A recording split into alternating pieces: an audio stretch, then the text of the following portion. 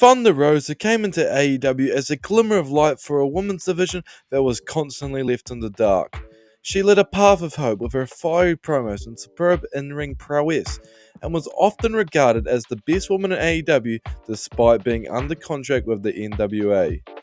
But reports of backstage heat, sandbagging matches, and being difficult to work with brings us to this present moment where once the mighty Thunder Rosa stood, and now lays simply a shadow of her former self. Today, let's look at why Thunder Rosa is failing us. Now, I'd like to start the story off on this episode of Dynamite. This is Renee, and she has an important announcement to tell us. Due to the extent of the injuries to the AEW Women's Champion Thunder Rosa and the uncertainty of when she could return to action, AEW and Thunder Rosa have reached a mutual agreement. AEW management has been forced to ask Thunder Rosa to relinquish the championship. Now, on a surface level, this seems like an upsetting situation for all, but there are some minor details that not everybody knows. Prior to her injury, Tony Khan had indicated to Thunder Rosa and had let it be known that she would be dropping her title to Toni Storm at All Out. Toni Storm at the time was on fire. She had came into AEW and elevated the division in a similar manner to how Thunder Rosa had when she first came in. All Out would be her big culminating moment. All she needed was a big win against the champion, but that never came. Instead, what came was this. I'm starting heartbroken, and I feel I'm letting you guys down. For today, I have to step down as the Women's World Champion. Toni Storm was robbed of her big moment due to a Thunder Rosa injury. In the coming weeks, Rosa would give conflicting reports on the details and the extent of her injury, with herself telling some people it was her back that she had injured, and others that it was her knee. Now, some of you might be thinking, this sounds awfully familiar, and that's because it is. You may remember Shawn Michaels lost a smile after hearing he had to drop the belt to Britt at WrestleMania 13. I've lost a lot of things, and one of them has been my smile.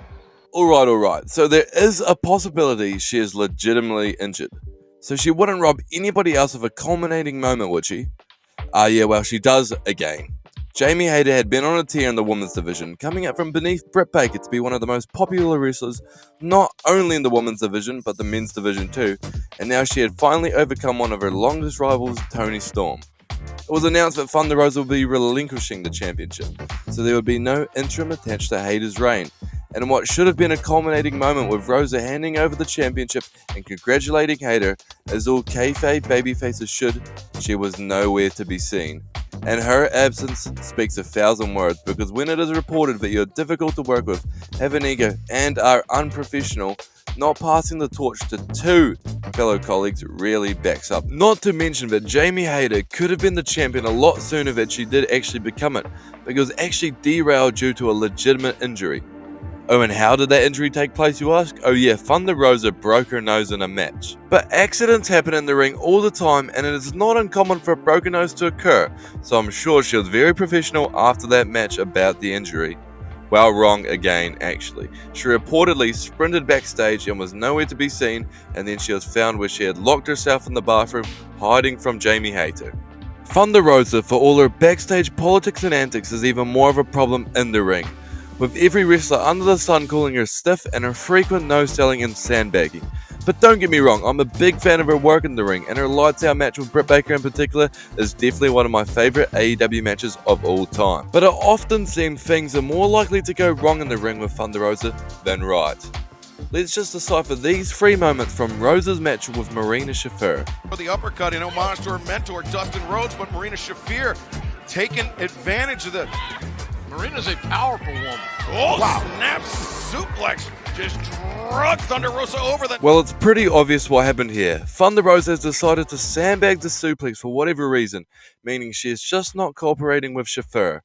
It's actually pretty incredible that Shafir was still able to pull off the suplex, because she had to use brute strength to power her up, which is a testament to Shafir. And now, the second clip. Shafir. Marina Shafir. Sweep out the leg of... This one I do not know how to explain. This awful looking botch could be due to a communication error or simply Rosa being difficult to work with, and I opt for the latter, because you can see them talk about the next spot in the corner for a considerable amount of time, so there should have been no issues whatsoever. And now lastly, and certainly the worst clip of them all.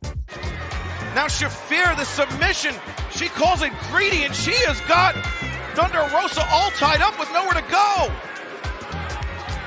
We got to get some help in here to resurrect this situation. Toni Storm, right there. Yeah, this is terrible. Thunder Rosa is clearly not selling this armbar pretty blatantly, and if you watch a bit more closely, it was actually meant to be a triangle hold, but Rosa just refused to get in it, and Shafir had to improvise. It's just terrible all around. You can see Shafir screaming at Rosa to sell, but she just lays there limp, not selling a finishing move that had been built up for months. Dear Thunder Rosa, you keep failing us time and time again. You're one of the women that was meant to bring relevancy to the AEW Women's Division, but now you are, what you so desperately wanted to destroy, a liability. Whether it be in your matches or backstage, everybody is always worried about what could go wrong with you. It's been sad watching your downward spiral, Thunder, and you know you can be better. I know you can. I always found the nickname of Latino Heat rather fitting for Eddie Guerrero, but now I feel that name much better resonates with you.